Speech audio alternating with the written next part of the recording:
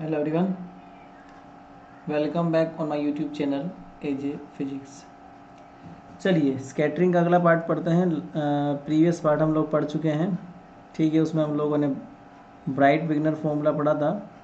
अब ये नेक्स्ट है, हम लोग पढ़ने वाले last part born approximation. Born approximation जो है ये लास्ट पार्ट है स्कैटरिंग का। उससे पहले ये लिपमान स्विंजर पढ़ना बहुत ज़रूरी है। लिपमान स्विंजर से भी आपके क्वेश्चंस आए हुए हैं, ग्रीन फंक्शन मेथड से इसको सॉल्व करते हैं। तो लिपमान स्विंजर कुछ नहीं होता, ये जस्ट श्रोडिंगर इक्वेशन का सॉल्यूशन होता है इंटीग्रल फॉर्म में, ठीक है। तो इंटीग्रल फॉर्म में ये लिपमान स्विंजर जो है वो होता है सॉल्यूशन। तो इसके कुछ क्वेश्चंस थे जो आपके लास्ट ईयर एग्जाम में आए हुए हैं, जिसमें पहला जो क्वेश्चन है वो है derive Lippmann Schwinger using Green function method, ठीक है। तो ग्रीन फंक्शन मेथड की मदद से लिपमान स्विंजर इक्वेशन को आप लोग निकालिए। तो ये तो आपका पहला क्वेश्चन है, ठीक है। और दूसरा क्वेश्चन है obtain the integral solution that is Lippmann Schwinger equation of Schrodinger equation for a potential U R. तो ये आपका दूसरा क्वेश्चन है। मतलब इसका मतलब ये हुआ कि लिपमान स्विंजर क्या होता है, श्रोडिंगर इक्वेशन का एक इंटीग्रल सॉल्यूशन होता है, दैट्स द लिपमान स्विंजर इक्वेशन। चलिए डिराइव करते हैं। वैसे आपने बहुत सारी कुछ एमएससी प्रीवियस में जो प्रॉपर्टीज़ पढ़ी थी ना ग्रीन फंक्शन की, उसी से रिलेटेड है ये। तो इस सवाल का जो हल है, सॉल्यूशन है, वो क्या है? तो it is an integral method,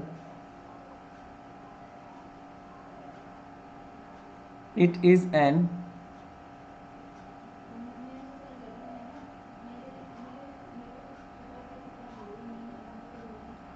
integral method for obtaining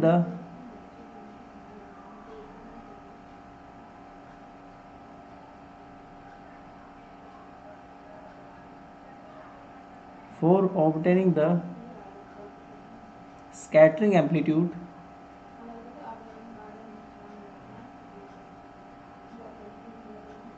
scattering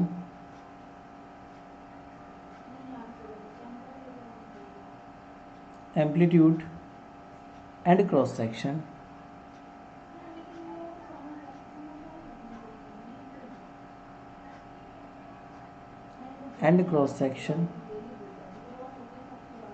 of high energy scattering of high energy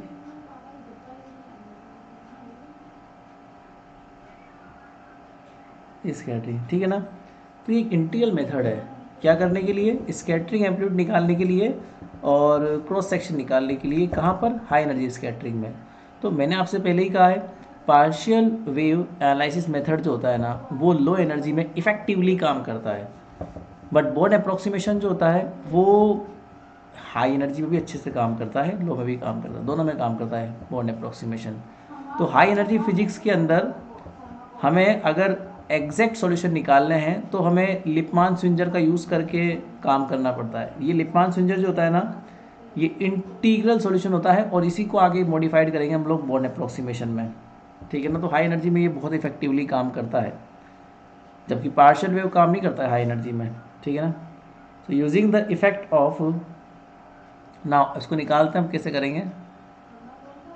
so using the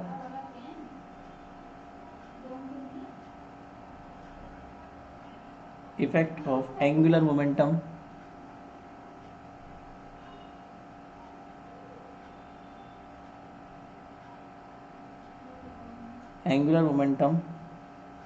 component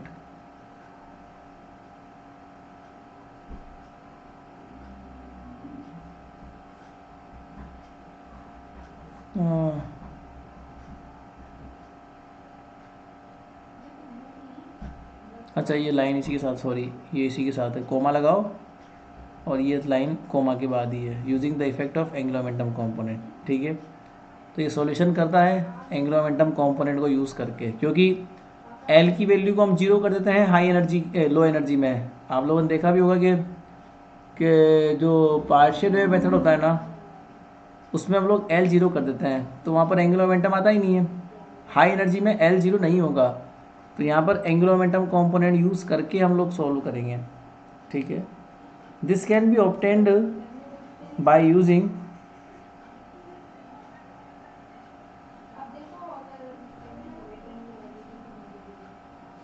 this can be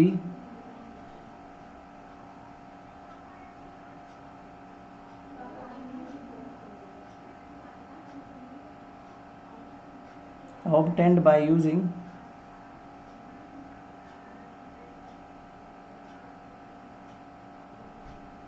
the method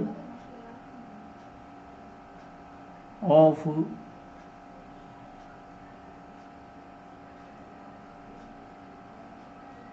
integral of differential equation.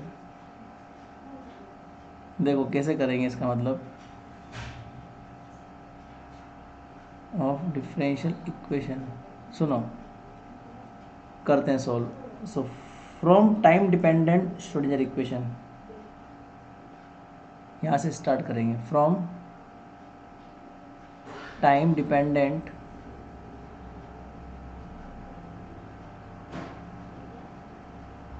Schrodinger equation, ठीक है।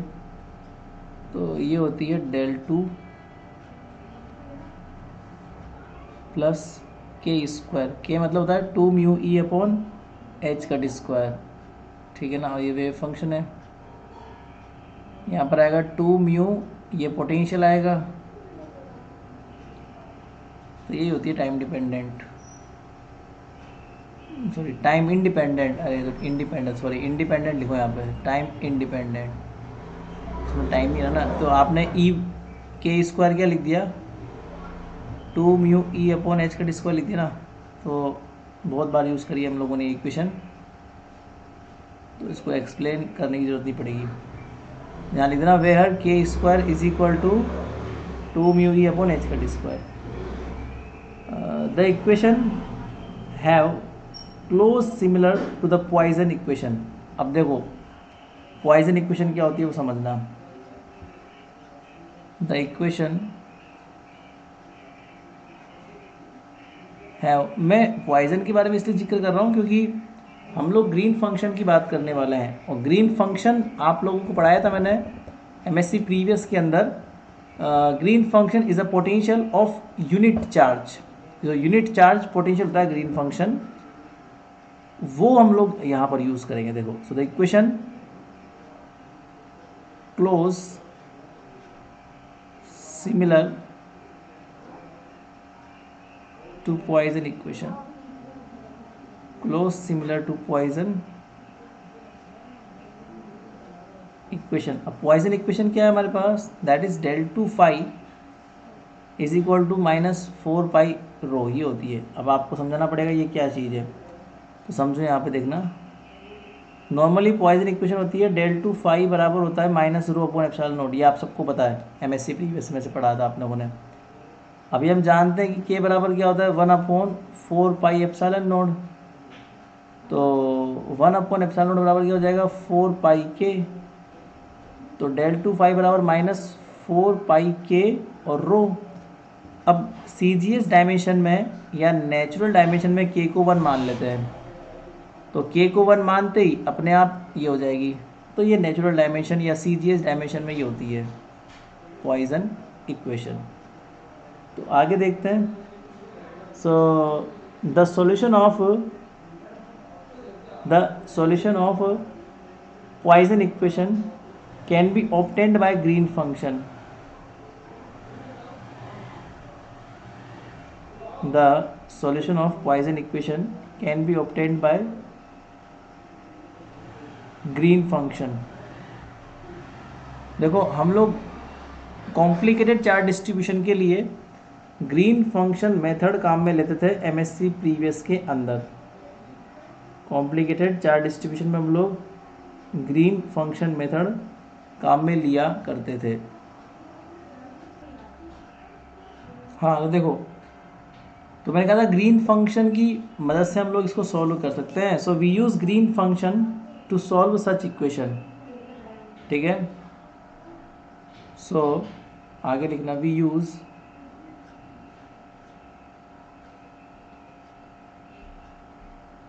Green function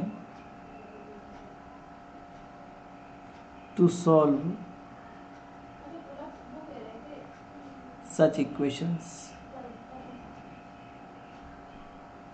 तो Green function equation ये होती है, देखो अब तुम्हें पता नहीं शायद MSCQ से कितना पता होगा, which depends on the R is equal to -4 pi delta function, ठीक है।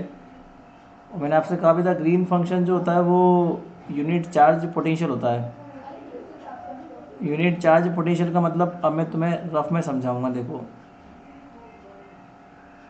ग्रीन फंक्शन यूनिट चार्ज होता है पोटेंशियल, तो इक्वेशन नंबर 4 यूनिट चार्ज, देखो पोटेंशियल मतलब क्या होता है, Q/R होता है, ठीक है। सीरीज डायमेंशन में K को 1 मान लेते हैं, और अगर चार्ज को यूनिट कर दिया तो पोटेंशियल क्या हो जाएगा, V is equal to 1/R, और यही तुम्हारा ग्रीन फंक्शन होता है। तो ये रफ है, ठीक है ना।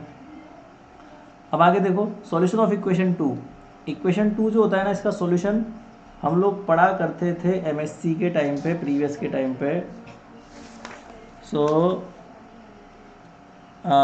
Solution of equation 2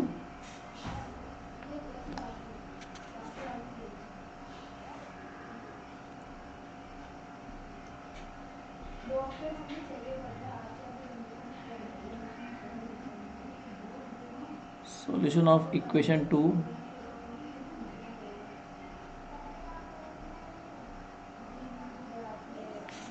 solution of equation 2 ये होता है phi R is equal to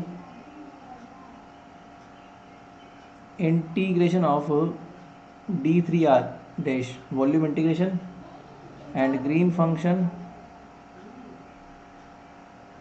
r minus r dash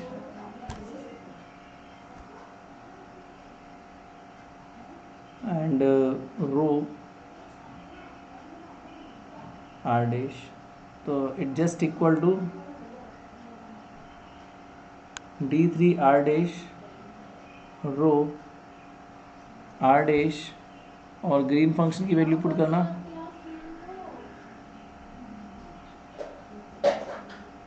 1 minus r dash, equation number 5, ठीक है। नाउ तो यहाँ पर क्या हो जाएगा, हाँ तो देखो ये जो आपकी क्वेश्चन नंबर 3 है उसके सॉल्यूशन मतलब ग्रीन फंक्शन इक्वेशन ही है। तो ग्रीन फंक्शन की ही प्रॉपर्टीज़ हम लोग यहाँ पर यूज़ करेंगे जो हम लोग MSc प्रीवियस के अंदर यूज़ किया करते थे, ठीक है। So physically GR is the potential, physically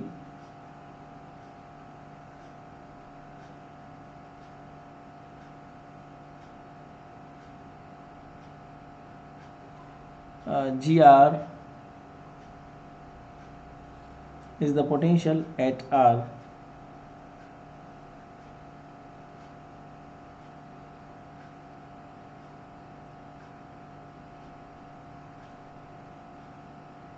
is the potential at R. So using Green's theorem,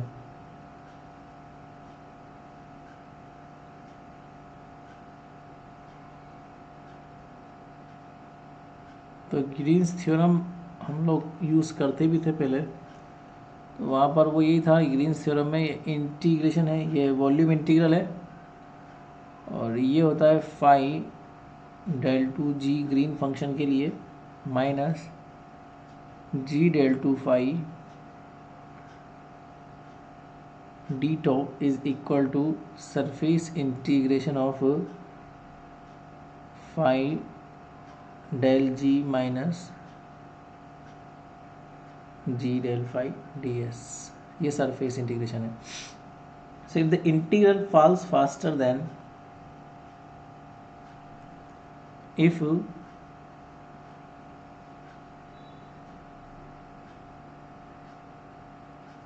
integral falls fast मतलब फॉल्स का मतलब गिरता है, मतलब ख़त्म होता है, जीरो होता है। Faster than 1/r²। 1/r² की तुलना में ये बहुत जल्दी ख़त्म होता है मान लो। देन तो क्या होगा, the volume will be so large,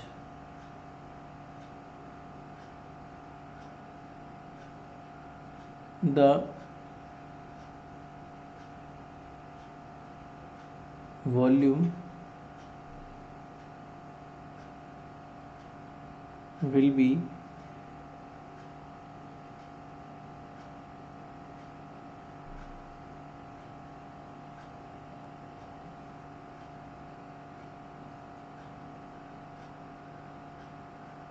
so large। Any वैसे नहीं भी लिखोगे तब भी चलेगा काम, ठीक है, नहीं भी लिखोगे तब भी मतलब ये काम चल जाएगा। मतलब ये सॉल्यूशन कहाँ से आया है मैं ये तुम्हें बता रहा हूँ, अगर तुम्हें नहीं भी जानना है तब भी कोई दिक्कत नहीं, बट मैं बता रहा हूँ। मतलब ये जो प्रोसेस है ये बताने के लिए है कि वो सॉल्यूशन आया कहाँ से। तो the volume will be so large that the closed surface that the closed surface, तो क्लोज सरफेस के कंपेयर में वॉल्यूम बहुत ज़्यादा हो जाएगा। तो सरफेस इंटीग्रल को हम लोग जीरो मान लेंगे वॉल्यूम इंटीग्रल के कंपेयर में, तो केवल वॉल्यूम इंटीग्रेशन बच जाएगा, सरफेस इंटीग्रेशन जो है तुम्हारा जीरो हो जाएगा। अब सीधी सी बात है, वॉल्यूम जीरो हो नहीं सकता, तो हम उसको अलग अलग लिख देते हैं। इसका मतलब del2g/d2 is equal to g del2phi/d2। इसको कोई इक्वेशन नंबर नाम दो, लाइक 6 नंबर नाम दो इसको आप, ठीक है। तो 2 और 3 का वैल्यू आप 6 में पुट कर दो। 2 और 3 मतलब del2g का वैल्यू कहाँ लिखा हुआ है पहले तो ये चेक कर लो। del2g का वैल्यू इक्वेशन 3 में है और del2phi का वैल्यू इक्वेशन 2 में है। तो 2 और 3 का वैल्यू जो है आप लोग 6 में पुट कर दीजिए। तो ये कितना हो जाएगा, -4π तो आगे आ ही जाएगा। फाई del2g के अंदर डेल्टा फंक्शन था और यहाँ पर भी 4π आगे आ ही जाएगा, और del2phi के अंदर जो था वो ρr फंक्शन था। 4π से 4π कैंसिल हो गया, तो मेरे पास फाइनली जो बचा वो ये है कि integration of phi is equal to minus minus plus हो गया, तो ये हो गया जी ρr/d2। if charge carriers if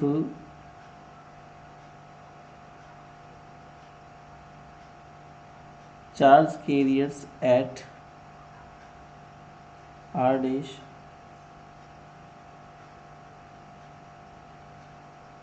मतलब आपके चार्ज कैरियर्स कहाँ पर है, आर सिचुएटेड, इसे लिख लो आप, आर सिचुएटेड मतलब रखे हुए हैं एट आर डैश। देन तो क्या हो जाएगा, वेयर जहाँ पर पोटेंशियल कितना है, where the potential is where the potential इस मान लो तुम्हारे चार्ज कैरियर्स वहाँ रखे हुए हैं, वहाँ पोटेंशियल कितना है, 5r डैश। देन तो हम कुछ चेंजेस करेंगे, लाइक r को हम लोग r - r डैश में चेंज कर सकते हैं, फाई जो है उसको हम 5r डैश लिख सकते हैं, जो डेंसिटी है चार्ज डेंसिटी वो भी r डैश पर हो जाएगी। तो अल्टीमेटली मेरे पास ये मॉडिफिकेशन हो जाएगा ना इस इक्वेशन में, वो ये हो जाएगा कि फाई को हम लोग लिख देंगे 5r डैश। अब r को हम लोग कन्वर्ट कर देंगे r - r डैश में d2, और ये हो जाएगा g और ये जी आपका कहाँ हो जाएगा, आर माइनस आर डैश पर, और ये rho are dash D two. Shifting property use ले लें डिराक डेल्टा की। पहले तो आप डिराक डेल्टा की शिफ्टिंग प्रॉपर्टी से पहले डिराक डेल्टा की सिमेट्रिक प्रॉपर्टी यूज़ में लो। हम ये बात जानते हैं डिराक डेल्टा ये होता है, अगर माइनस एक्स भी होगा ना डिराक डेल्टा में, तो वो एक्स के बराबर ही होगा, मतलब माइनस से कोई फ़र्क नहीं पड़ता। इसी प्रकार से आप आर माइनस आर डैश लिख दोगे, या फिर आप इसको आर डैश माइनस आर लिखो, कोई फ़र्क नहीं पड़ता। तो आप यहाँ पर इसको ऐसे भी लिख सकते हो,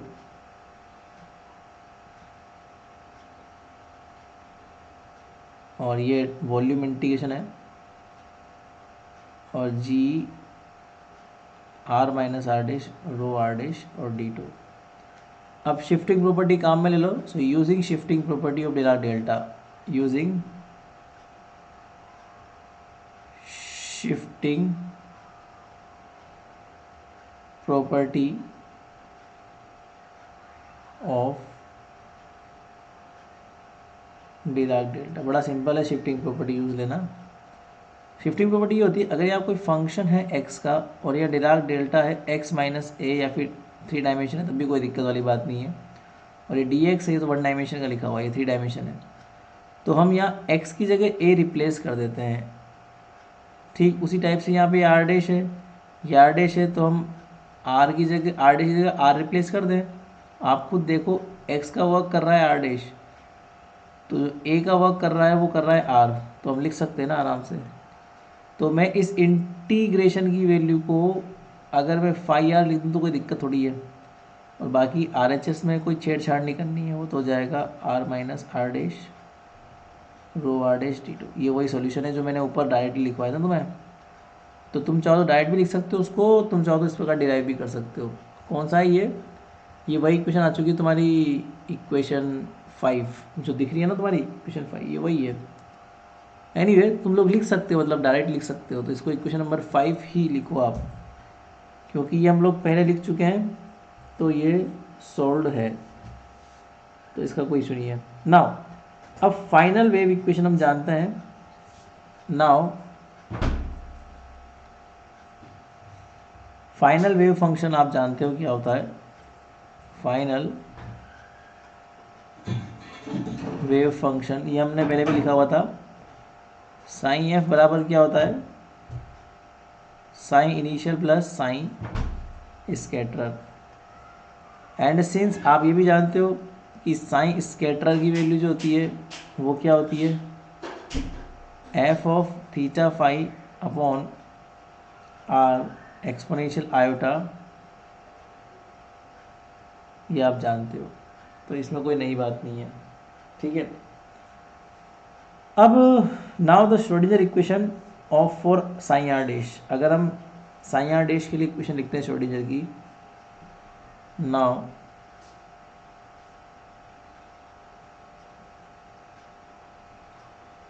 फॉर साइन आर डैश, तो ये कितना हो जाएगा हमारे पास, plus K square psi are dash minus 2 mu, ये पोटेंशियल है, U are dash upon H का square and psi are dash, ये हो जाएगी इक्वल टू, है ना। Now multiply G are are dash and taking volume integral. हम क्या करते हैं इसमें, जी आर आर डैश का मल्टीप्लाई कर देते हैं। So multiply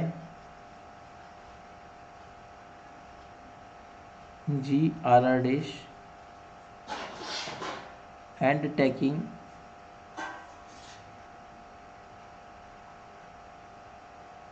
volume integral,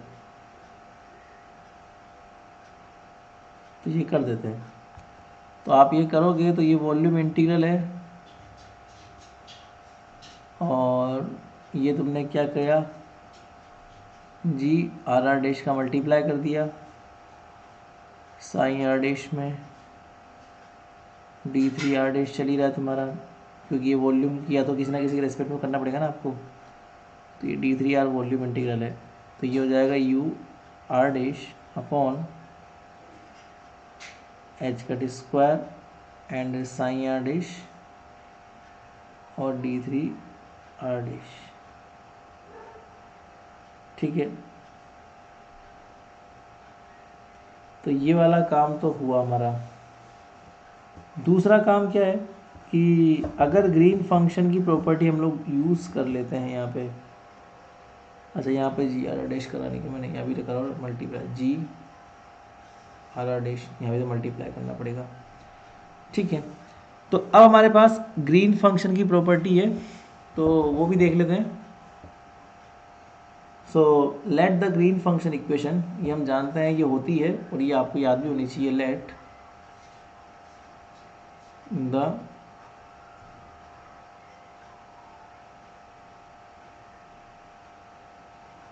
green function equation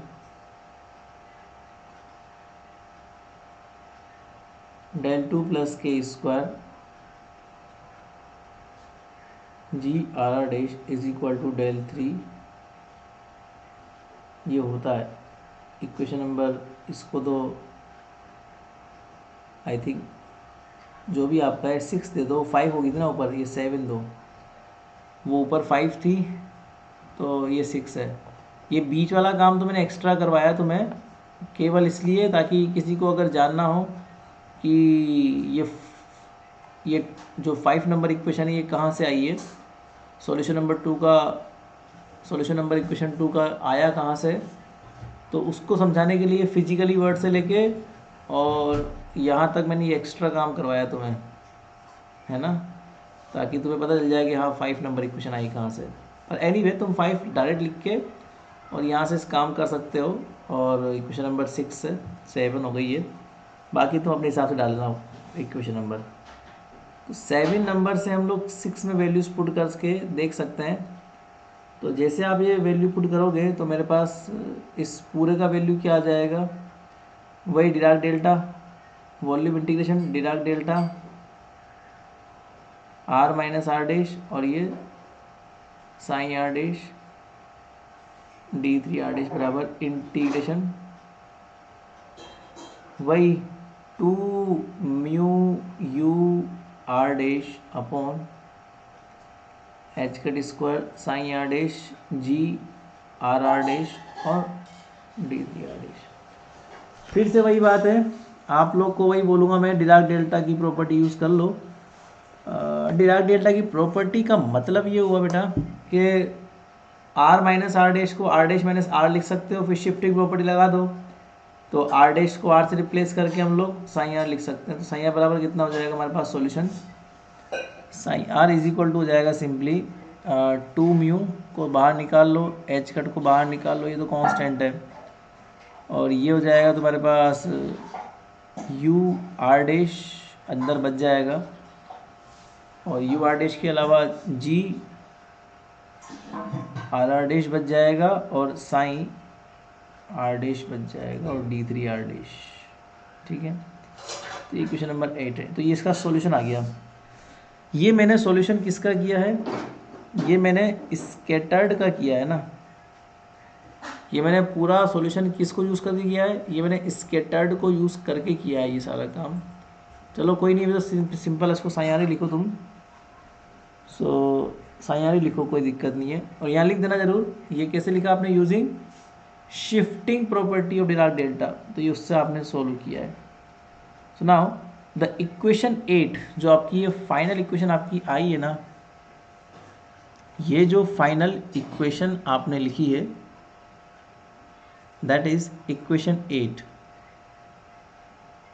so equation 8 is called Lippmann Schwinger equation. तो व्हाट इज इट, क्या बोला मैंने, equation 8 is called equation 8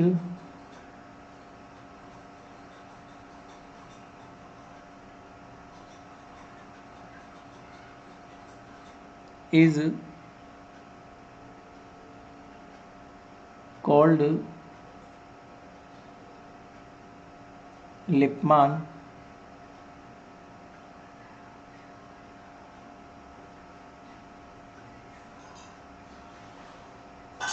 Schwinger equation in which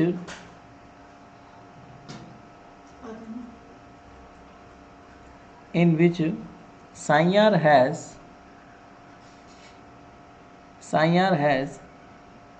behave asymptotically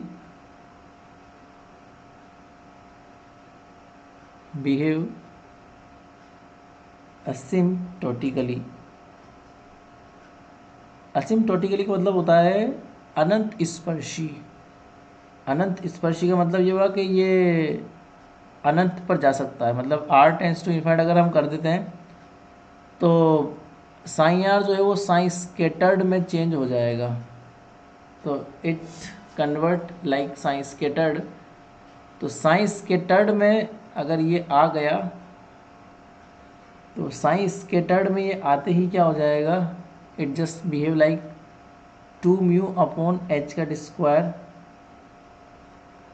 integration ur dash, ये psi scattered की value हो जाएगी। Incident wave function तुम्हें लिखवाया था उसमें, क्या बोलते हैं पार्शियल वेव के अंदर, कि साइन इंसिडेंट जो होता है उसकी वैल्यू क्या होती है। साइन इंसिडेंट का वैल्यू तुम लोग जानते हो ना, इसको साइन ज़ीरो आर भी बोलते हैं कभी कभी, और इसका जो वैल्यू होता है एक्सपोनेंशियल आयोटा के आर, ये तुम्हारे पास साइन स्क्वायर। तो इसको कंबाइंड कर दोगे तो साइन फाइनल हम लोग जानते हैं psi incident plus psi scattered होता है, तो exponential iota k dot r dash plus integration exponential G r dash psi are dash d3 r dash. तो ये भी लिपमान स्विंजर ही कहलाती है। तो ये भी लिपमान स्विंजर का एक फॉर्म होता है। This is also called Lippmann Schwinger equation, ठीक है ना। तो ये चीज़ थी, और लिपमान स्विंजर इस प्रकार से हम लोग जो है सोल्व करते हैं। आप लोगों को भी ऐसे ही सोल्व करनी है लिपमान स्विंजर, ठीक है।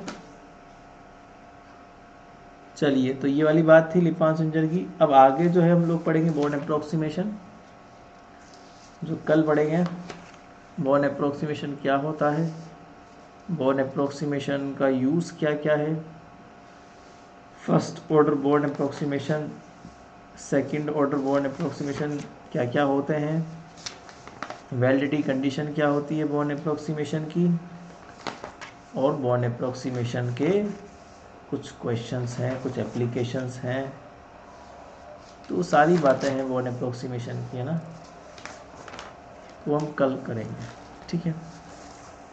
Bye bye.